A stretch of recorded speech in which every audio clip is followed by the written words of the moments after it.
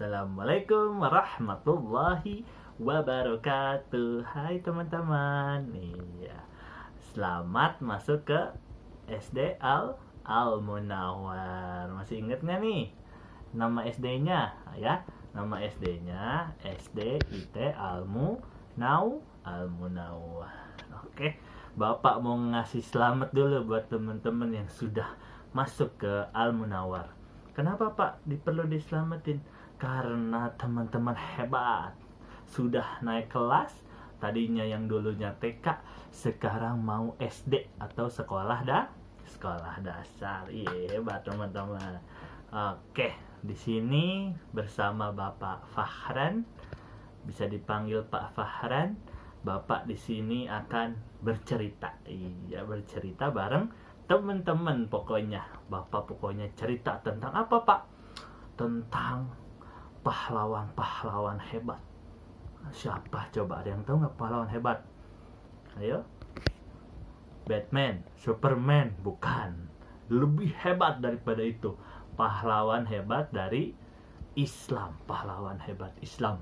Iya, Bapak ntar banyak bercerita kepada teman-teman.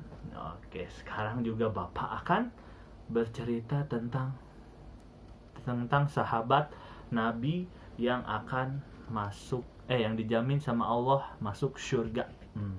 Kenapa Pak masuk surga? Karena hafalannya Qur'annya hebat, bacaan Qur'annya bagus, akhlaknya baik, suka menolong orang lain, tidak pernah bohong, berkata jujur gitu. Iya, oke. Sekarang kita mulai ya. Bapak akan cerita tentang sahabat Nabi yang keberapa nih? Yang ke-9, yang dijamin sama Allah masuk surga, yang akan menjadi sudah menjadi pimpinan umat Islam waktu zaman dulu, waktu zaman Nabi. Oke, nama sahabatnya adalah Zaid bin Thabit. Siapa Zaid bin Thabit Pak? Nah, Zaid bin Thabit ini adalah keponakannya Rasulullah Shallallahu Alaihi Wasallam. Ya, jadi Zaid ini adalah keponakannya Rasulullah. Dia punya semangat yang membara untuk membela Islam. Loh, kenapa zaman dulu Islam dibela? Iya, karena zaman dulu teman-teman memperjuangkan agama Islam, Rasulullah itu sampai mengorbankan hidupnya, istri, anaknya, semua dikorbankan untuk membela agama Allah Subhanahu wa ta'ala. Nah, kalau kita makanya zaman sekarang bersyukur bisa sholat enak ya, bisa baca Al-Quran, karena Rasulullah dulu berjuang untuk kita gitu. Kenapa Rasulullah harus berjuang?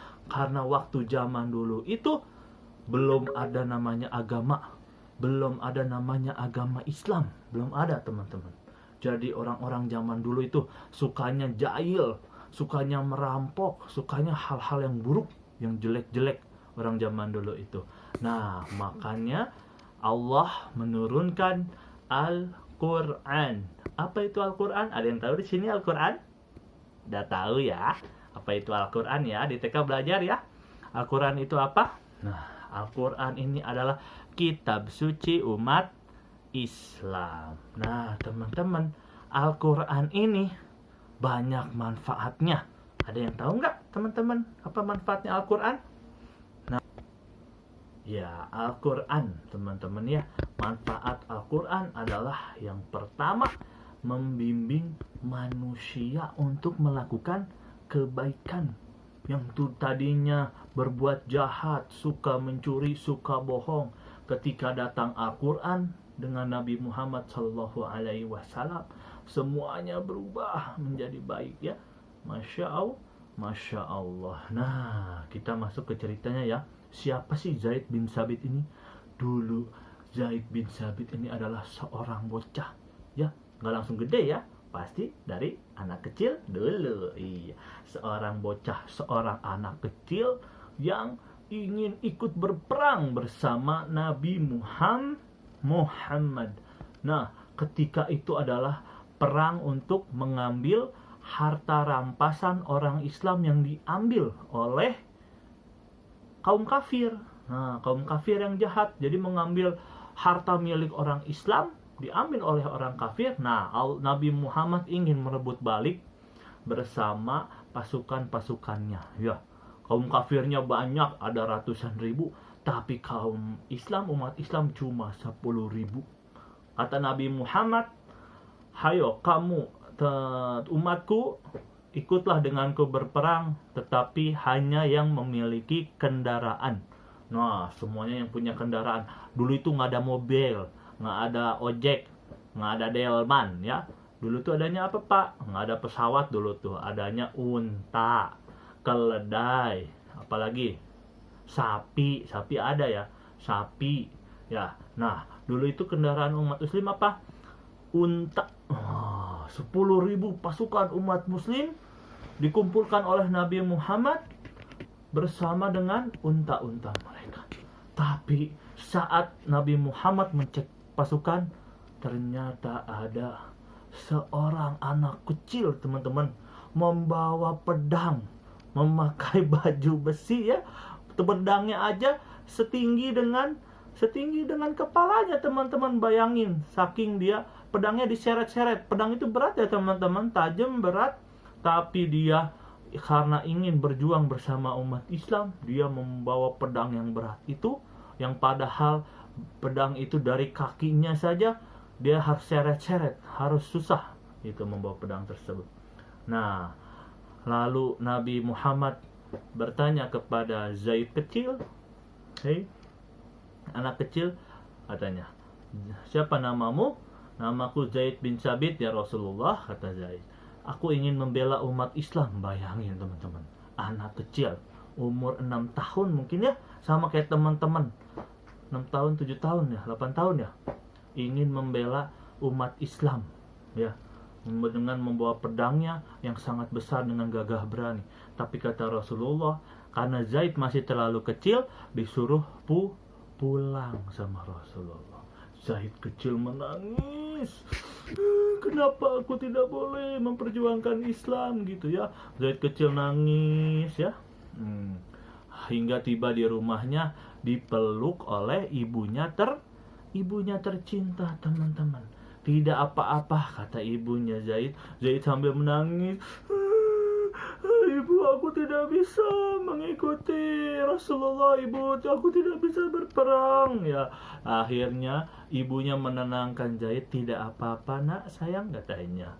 "Kamu bisa membela umat Islam dengan cara yang lain." Wah, keren kan?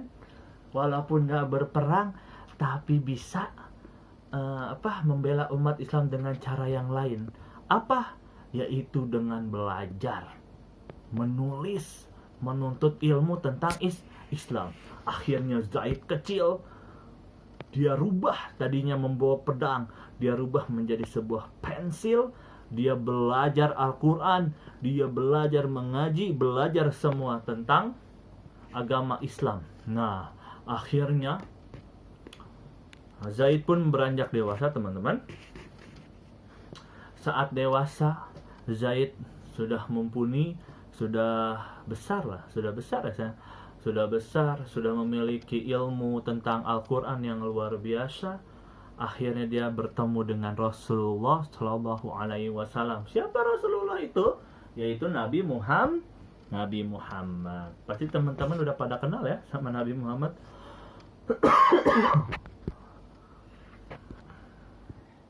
Ya, teman-teman, tadi Zaid bin Sabit ya, Zaid bin Sabit.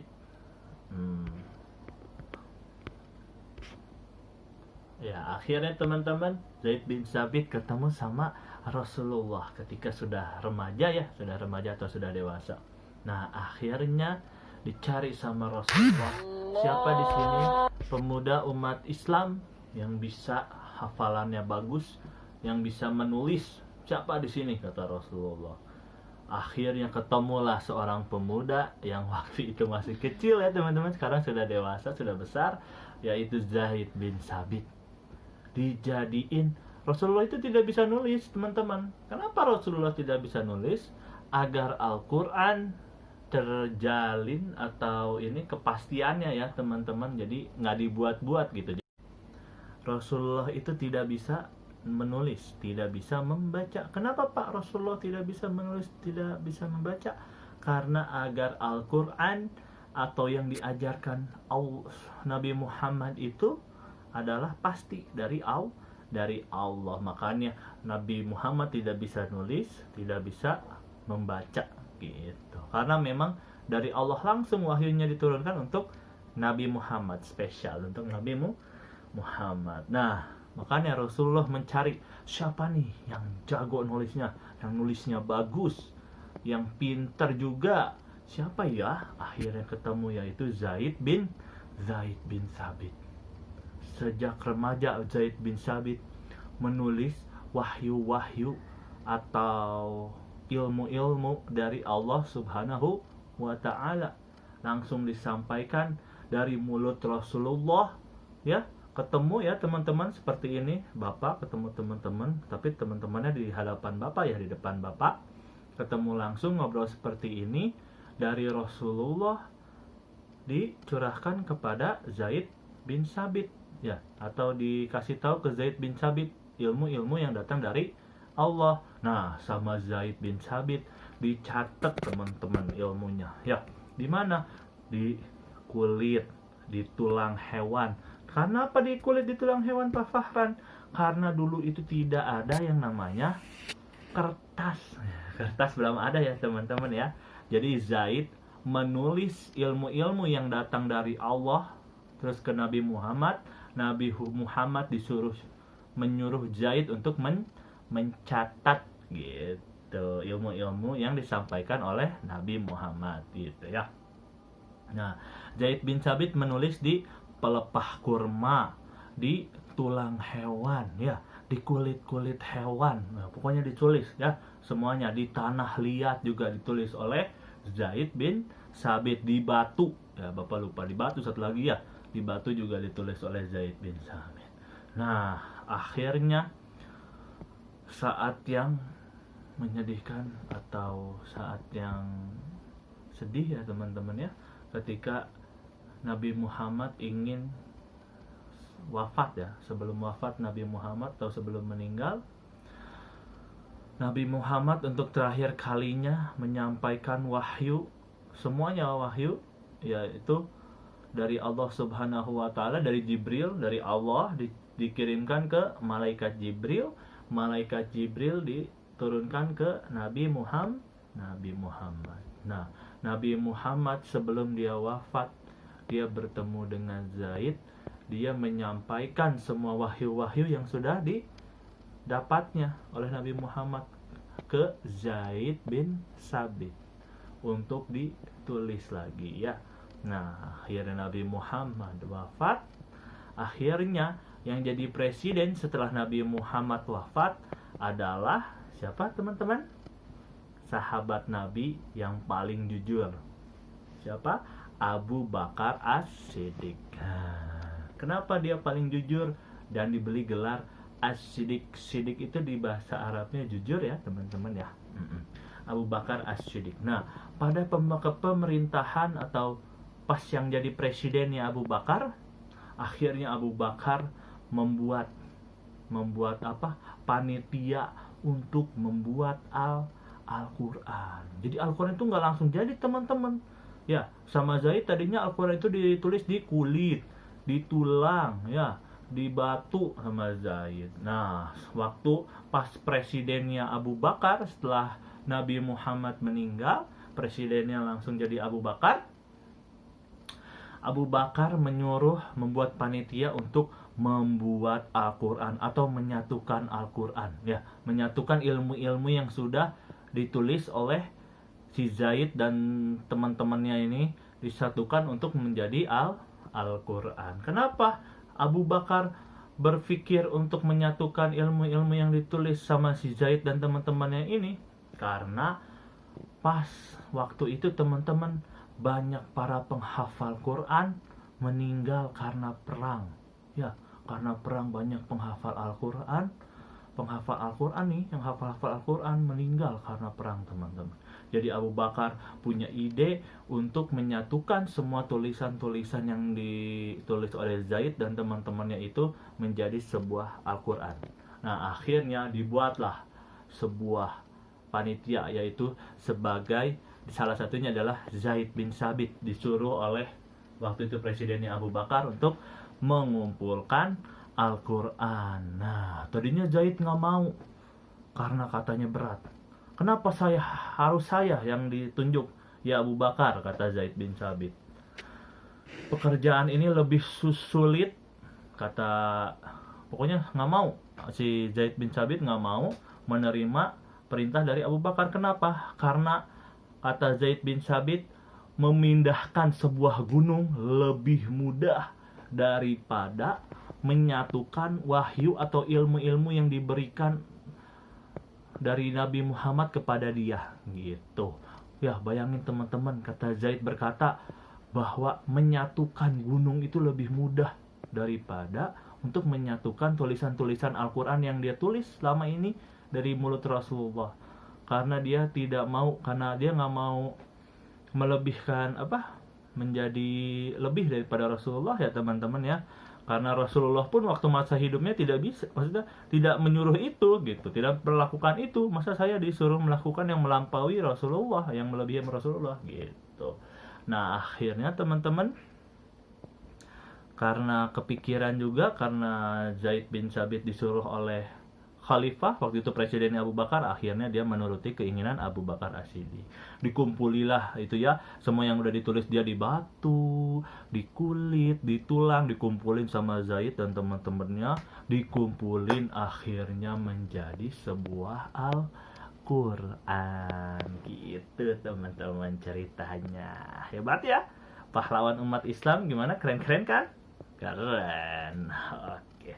Terima kasih teman-teman, mungkin sekian ceritanya dari Bapak.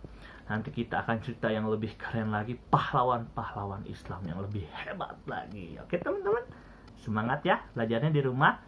Assalamualaikum warahmatullahi wabarakatuh.